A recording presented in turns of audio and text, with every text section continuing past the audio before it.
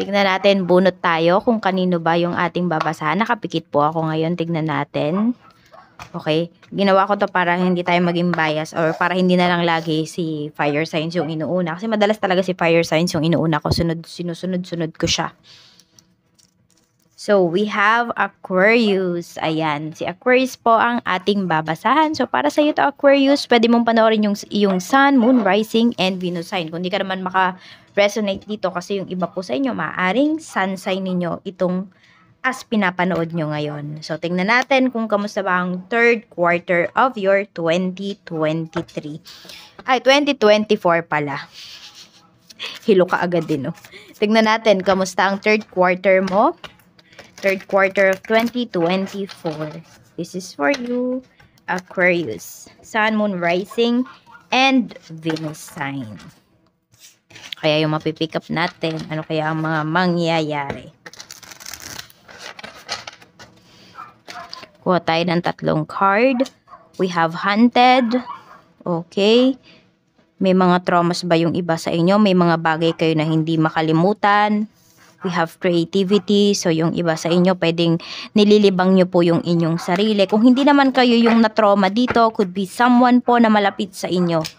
So, Queen Rising. Okay, so yung iba nga sa inyo, ayan, may trauma talaga kayo na feel or meron kayong mga traumas na pinagdaanan na tinatry nyo talagang i-heal. So, ngayong third quarter na ito, Aquarius, is pwede po na, ayan, makaka-recover na po kayo sa mga traumas na ito. Kung ano man yung mga side effects na yan. Okay? Mag-iingat lang kayo dito kasi pwede po na wag nyo talagang ipapaalam yung mga kilos ninyo. Kasi baka may manggaya sa inyo dito. O may mga tao dito na parang ginagaya po kayo. So, wag nyong ipapaalam kung ano ba yung mga next na hakbang po ninyo. Oo. Kaya kailangan tahimik lang talaga kayo dito. Magmasid lang po kayo. Kasi nasa spotlight kayo. Madaming tao dito na nakamasid po sa inyo. Tinitignan ko ano ba talaga yung ginagawa ninyo. So, tingnan natin kamusta ba ang energy. Energy Spirit Guide. Okay, we have Knight of Swords. So, kailangan talaga dito ngayong buwan ng July, August, and September. Nako, kailangan po maging mapagpasensya ka talaga. Kung sino man tong may trauma, kung hindi nga po ikaw ito, maging mapagpasensya ka dun sa tao na yun kasi pwedeng sa'yo lang siya kumakapit sa ngayon. Okay? Tingnan natin. So, parang pag iniwan mo yung tao na yan, ay baka bumigay na talaga yan. So, baka may mga gawin pa na, alam mo yun, malala. Pwedeng ito ay anak mo, pwedeng ito ay kapatid mo. So, hindi naman to ibang tao, Sagittarius, Aquarius. Ayan, tignan natin. Okay, so yung iba sa inyo, pwedeng may kadil kayo na Sagittarius. Tignan natin, ano ba yung blockages? We have the Lovers. Ang blockages, so yung iba po sa inyo, maaaring may mga blockages kayo pagdating sa inyo pong relasyon. Pero, Aquarius, medyo maging maingat din po kayo dito kasi pwedeng yung mga maging blockages na to is the way you handle your relationships. Relationships, hindi lang po love life yan, okay? So, ayan, medyo mag-iingat ka talaga kasi pwedeng yung mga relationships mo na to, sila yung maging blockages, maging hadlang sa pag-grow mo. Dito sa pagiging, sa pagiging queen mo. Diba? Parang kasing Phoenix Rising yung nakikita ko dito eh. Tignan natin ano naman yung strength. We have 4 of Wands. So yung iba naman po sa inyo, itong strength niyo is your family. Ibig sabihin, pwedeng matatag po yung pamilya po ninyo. Tsaka kayo din mismo, matatag po kayo. Marami na kayong pinagdaanan. Okay. Satisfied ka ba sa mga ganap sa life mo? We have 3 of Pentacles. So, yung iba sa inyo, hindi po kayo talagang totally satisfied. Kaya nga you are working things out here. Ngayong third quarter. Positive na pwedeng mangyari. We have the Emperor. So, may pipirma dito ng papeles. Ayan po. Meron dito pwedeng masusustentuhan na. Pwedeng anak nyo po yan. Meron din dito pwedeng pipirma kayo ng panibagong kontrata pagdating sa trabaho. Tingnan natin. Tapos meron din dito kung meron kayong hinihintay na mga cash na maibibigay po sa inyo. Pwedeng makuha nyo na yan ngayong third quarter. Okay, ano pa? Spirit Guide, we have the World. Okay, meron pala dito maaayos na po yung inyong mga papeles. Kung kayo man po ay pupunta ng ibang bansa for leisure or pupunta kayo ng ibang bansa para magtrabaho. So, ayan po.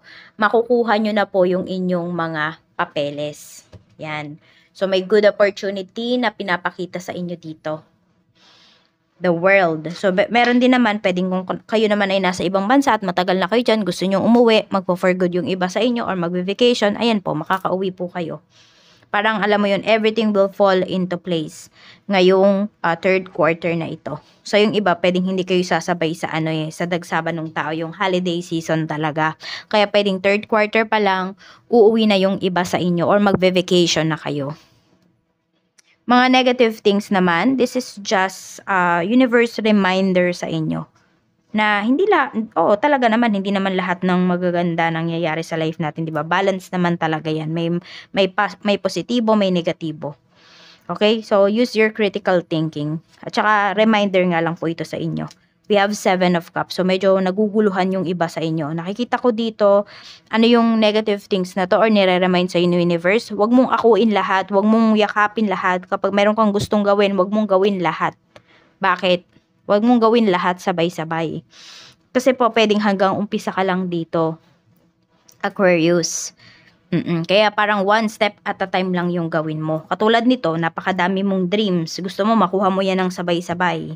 So, pwedeng sabay-sabay mo din silang, pinagsasabay-sabay mo din yung mga kilos mo pagdating sa kanila para ma-reach mo sila. Ayun, wala kang natatapos. Kaya one step at a time lang. Huwag mo masyadong i-challenge yung sarili mo. Yun lang naman yung reminder sa ni universe. Kasi parang, nafe-feel ko dito, mawawala yung spark dun sa ginagawa mo eh. Hindi ka na magiging eager. So, mahirap yun kapag nawalan ka ng motivation, nawalan ka ng parang ayoko nang gawin. Parang napapagod na ako. Bigla kang napagod dun sa ginagawang mahirap yun. Tignan natin ano pa yung mensahe. Okay? Kamusta ba ang trabaho? Trabaho energy. Ngayong third quarter, we have Queen of Cups. Ayan po. So, meron dito is parang kayo yung inaasahan. Ayan nga yun, yung Queen Rising. Ayan po. Tapos nakikita ko din naman dito kung may mga ginawa po talaga kayo is maki-credits po yun sa inyo. Okay? Sa inyo po talaga yun mapupunta. Sa inyo yun ibibigay. Ano ba yung tingin ng mga katrabaho mo sa'yo? We have Wheel of Fortune. Alam mo, tingin nila sa'yo, Aquarius, swerte ka daw pagdating sa kanila. Oo, swerte ka pagdating sa kanila. Pwedeng nadadala mo talaga sila dun sa mga blessings, no? Nakaka-receive din sila ng mga blessings. May mga dumidikit sa'yo dito na mga katrabaho mo kasi yan yung nafe-feel nila sa'yo. Blessing ka at lucky charm ka dito pagdating sa trabaho. Okay, struggle mo naman sa work, we have Queen of Pentacles. Pwedeng pagdating ba to sa sa kaperahan, pagdating ba to sa salary. So yung iba po sa inyo, maaring dun po kayo nagkakaroon ng problema pagdating sa pagkita. Yan. Hindi ko alam kung pakyawan ba yung ginagawa po ninyo pagdating dito sa work. So struggle mo, pwedeng may nangungutang din sa'yo dito na mga co-workers mo. Check natin. At saka struggle din ng iba sa inyo ngayong month na to, pwedeng magka-cash advance po yung iba sa inyo. I mean, ngayong third quarter pala, hindi lang ngayong month. Oo, yung iba sa inyo. Kaya, tignan nyo po, i-budget nyo ng maayos yung inyong kikitain. Tignan natin your happiness pagdating dito sa trabaho, Knight of Cups. Okay, yung iba sa inyo, happy naman po kayo na nakakapagbigay kayo ng help, ng knowledge pagdating sa inyong mga katrabaho. So, isa naman po yan sa inyong mga kasiyahan. So, marami sa inyo, Aquarius, hindi kayo madamot sa pagbibigay ng mga, ng mga nalalaman po ninyo. Pero alam nyo lang naman kung ano ba yung dapat nyong ibigay. Tingnan natin sa mga nag-a-apply po ng trabaho. Okay, Page of Swords, medyo mailap sa inyo ang pagtatrabaho. Yung iba po sa inyo, need nyo talaga ng makakatulong sa inyo na institution, yung mga ganon. Kailangan nyo po yun. Huwag kayong mahiyang humingi ng tulong kung meron naman po talaga na makakatulong sa inyo dito. Kasi pinapakita po talaga na mahihirapan kayo kung kayo lang. So, huwag kayong magmalaki dito, Aquarius. At pasensya na po kayo kung naririnig nyo man na may tumatahol. Tignan natin. Okay, so yan po. Ayan yung advice sa inyo ni Universe. Sa mga magre-resign, 3 of Wands. I-push nyo na daw yan. Mukhang matagal nyo na din itong pinag-isipan, Aquarius. So, i-push nyo na. Huwag na kayo magdalawang isip pa. Sa mga may, ayan, nasa current job naman, na wala naman po kayong mga ibang iniisip. Tingnan natin kung may growth pa ba na paparating pagdating sa iyong trabaho. May growth pa ba? We have the devil. Yung iba po sa inyo, mukhang wala na kayong mararamdaman na growth dyan. Yung iba dito, pwedeng nagstay na lang kayo kasi hindi ko alam kung loyal ba kayo sa trabaho, sa mga boss po ninyo. We have 4 of Swords. Okay, yung iba naman kasi sa inyo, nakakaramdam po kayo dyan ng peace of mind. Kaya parang ayaw nyo nang mag-try ba ng parang panibagong pakikisama, yung mga ganon. Parang ayaw nyo nang itry yun. Tingnan natin ano pa yung mensahe pagdating naman po sa family, energy ng family. So, we have Ace of Cups. So, ayan. Feel mo naman yung love ng iyong family. Medyo may mga taong emotional lang dito pagdating sa family mo. Tignan natin, your parents. We have the Magician. Okay, yung iba dito, pwedeng kinokontrol ba kayo ng parents nyo? Ayan, yung mga gusto po ninyong i-pursue, maaring hindi nila sinusuportahan. Meron din naman dito, baliktad, pwedeng suportado po kayo ng inyong mga parents pagdating dito sa inyong mga ginagawa. Very proud sa inyo.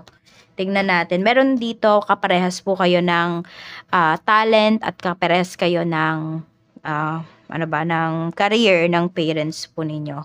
Your siblings, we have Death card. Okay.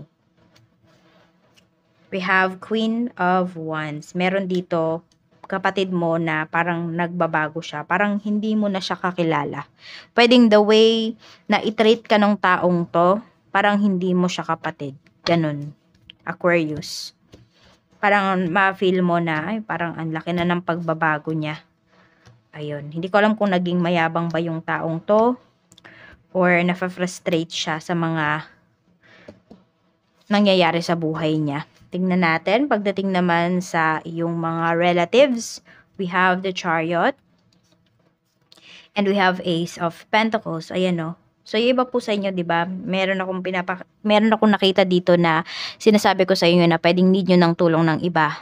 So, yun po yun kung kayo naghahanap ng trabaho, tapos meron talagang connection tong isa sa mga relatives nyo, i-accept nyo po yung help nila.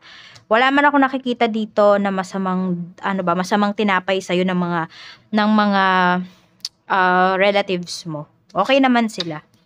Ayan, tignan natin. Tsaka parang tutulungan ka pa nga dito, Aquarius. Tignan natin ano pa yung mensahe. Kasi di naman lahat ng family, di ba? Na hindi naman okay yung mga relatives. Meron din naman talagang okay. Sa mga anak, kung kayo naman po ay mga anak yung kasama nyo sa bahay, we have 2 of Wands.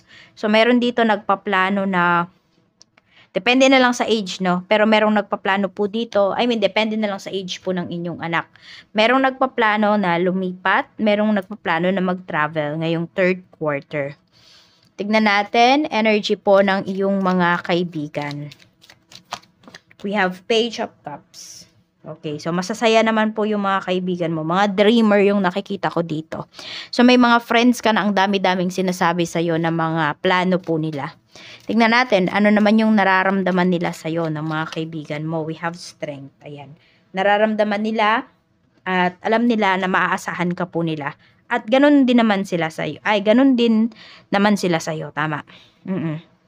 Masasaya lang itong mga kaibigan mo. Actually, magagaan po yung kanilang energy. Sa love life naman, tignan natin. Aquarius. Love life, yung main energy ng love life. We have Judgment. So, marami po dito na pinapakita na nasa LDR relationship. Yan, di naman lahat sa inyo. Pero ayan, LDR relationship. Kung hindi man LDR relationship, magkaiba po kayo ng lahi. Tingnan natin, okay. Sa mga single dyan, single pa rin ba kayo ngayong 3rd quarter?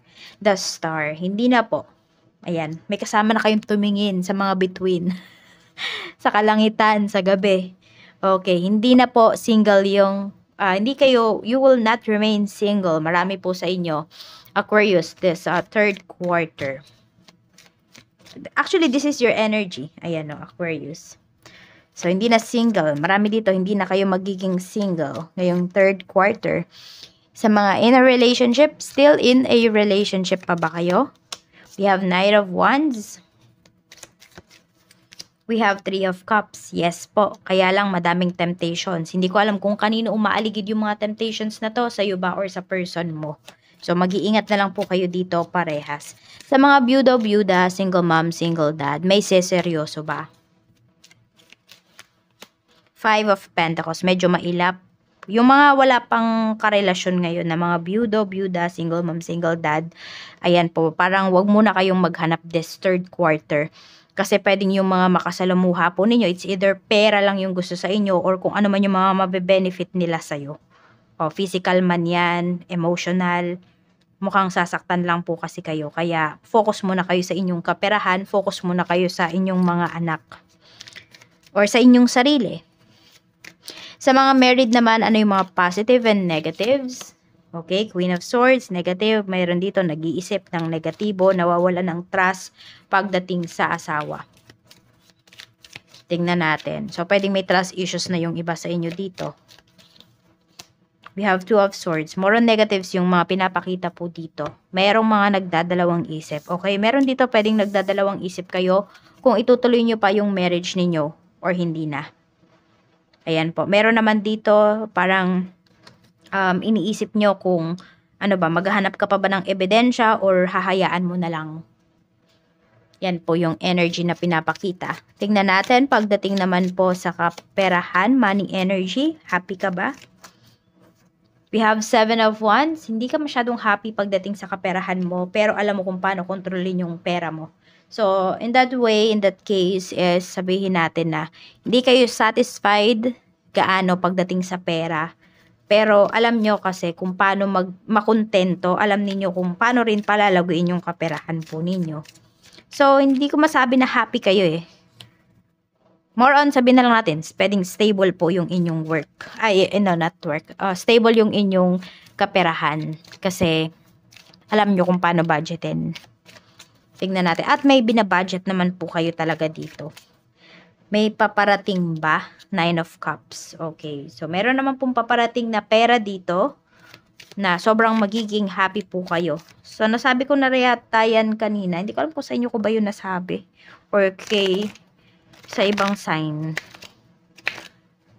Parang may paparating na pera. Sa inyo nga ba yun? Okay. Hindi ko alam. Hindi ko na natatandaan. We have the High Priestess. Okay, baka may sinalihan na contest yung iba sa inyo dito. Pwede po kayong manalo. Ayan. So, pwedeng dun po paparating yung pera. Or dun manggagaling pala. Dun manggagaling yung pera na makukuha po ninyo. So, kayo pa rin to. Kayo pa rin yung kikilos dito. Tingnan natin, new source of income. New source of income. Six of Pentacles. So, pwedeng may tutulong talaga sa'yo dito, oh. Aquarius, pagdating sa kaperahan mo. Mukhang may magbibigay sa'yo. Oo, or yung iba naman po sa inyo, kayo to mismo. Kayo yung makakapagbigay, kayo yung makakapag-share ng inyong kaperahan. So, may new source of income po na paparating, yes. Pwede nga may magyaya sa'yo dito. Pagdating dun sa isang source of income na yon, dadalhin ka niya talaga doon. Isang kaibigan, pinagkakatiwalaan mo to, kaya hindi ka naman magdadalawang isip. Sa health naman, yung iba po sa inyo, madalas sasakit yung inyong ulo. So, tignan nyo, baka affected na po kasi yung mata ninyo. I mean, sa mata nyo yan nagsisimula, kaya sumasakit yung inyong ulo. We have Eight of Wands. Sa paa din, mag-iingat kayo. Ingat kayo sa mga bawal na pagkain. At saka, anuhin po, andagaan nyo yung mga joints po ninyo. Hindi ko alam kung may minum dito ng collagen. So, okay na okay po yun sa inyo. Tapos, iwas kayo sa mga soft drinks. Iwas kayo sa mga matatamis. Baka sobrang tumaas yung sugar po ninyo. So, sa business naman, sa mga mag-start mag-business, we have Six of Swords. Okay, kung mag-start daw kayo ng business, make sure na hindi po dyan sa lugar ninyo, hindi kung saan ka nakatira. Ayan lang naman yung advice ni Universe. Current business. Okay, Page of Wands. Ayan, sa mga may current business natin dito, okay na okay po yung business po ninyo. Lagi nga kayong handa. Tsaka nagfo-focus kasi talaga kayo pagdating sa inyong negosyo. Ayan. Okay na okay po yung inyong negosyo ngayong third quarter. Sa mga nalulugi yung business, Five of Cups, parang hindi mo na yan maaayos. Kaya kung nalulugi na yan, tapos paluwal ka na talaga ng paluwal, even yung pocket money mo, yung sarili mong pera nagagastos mo na, yung kunwari may ipon ka, tingnan mo kung itutuloy mo pa yan. Pero kasi pinapakita dito, wag mo nang ituloy, hanap ka na lang ng ibang negosyo. Ano bang business yung pwede mong pasukin? Mga beans yung nakikita ko dito. Hindi ko alam kung yung beans ba yan na matamis, cacao beans, coffee beans, mga ganun po. We have the Hermit. We have Page of Pentacles. Ayan, mga buto talaga yung nakikita ko dito. We have the Fool. So, try nyo po. Try nyo yon. Meron din naman ako nakikita dito, Talyer. Tignan natin. Pwede kang maging successful doon sa mga ano na yon, sa mga business na yon. Pero tignan mo kung ano ba talaga yung gusto mo. Tignan natin kamusta ba ang kita. We have Two of Pentacles. Maganda po yung kita. Just know your priorities. Kung saan nyo ba gagastusin yung kinikita nyo na yon, Aquarius. So, blessings na paparating. Ano ba yung mga blessings na paparating? Spirit guide for Aquarius. Ano po yung mga blessings na paparating for Aquarius? Okay, so kukuhanin ko lang. A blessing of fire. So, ayan po, magiging creative talaga kayo. Sobrang sipag po ninyo, sobrang productive po ninyo ngayong third quarter. A blessing of the air. Marami kayong good news na marireceive. Ayan po. Tingnan natin. We have Morrigan's blessing of peace after battle. So, kung ano man po yung mga pinaglalaban ninyo, ano man yung mga pinagfokusan ninyo, talaga pong makukuha nyo po yan. A blessing on your boundaries. So, lagi mo tong tatandaan. Oo. Para hindi ka natitake advantage ng mga tao. Protect mo yung energy mo. Napaka-importante po niyan. Okay. Blessing to kasi pwedeng magagawa mo to. Kung hindi nyo naman to magawa or hindi nyo naman to iniisip, ayan, may mga pagkakataon na susubukin po kayo ngayong third quarter para masabi, para magawa ninyo na kailangan nyo na palang protektahan yung inyong energy, yung inyong boundaries, yung inyong peace of mind. 23, 33, 46, 2, and 3. Yan po yung iyong lucky numbers. At mag-wish na po kayo, magsisindi ako ng ating wishing candle. Ito po ay activated ng Latin prayers. Alam nyo na po yan kung matagal na kayo dito sa aking channel. Mag-wish lang po kayo ng mataimtim. Ayan, huwag nyo na pong isulat sa baba yung wishes ninyo. May nakikita kasi ako kapag nagaganito ako dati. Sinasabi nyo pa yung mga wishes nyo. Wag na po kasi nai-evil eye ka agad. Nalalaman tuloy ng ibang tao yung mga wishes nyo. Tingnan natin, okay? Mag-wish na po kayo.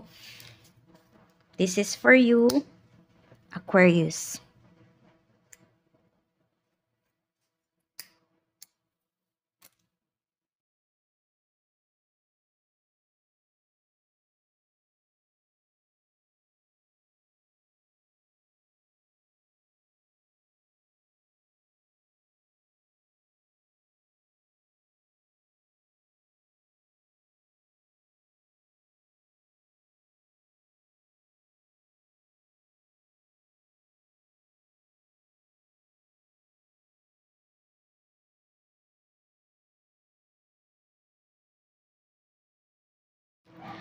Aquarius, kung nakaabot ka sa part ng video na ito, maraming salamat sa iyong panonood at i-seal na natin ang wishes mo. Hindi ko siya hihipan kasi hindi naman siya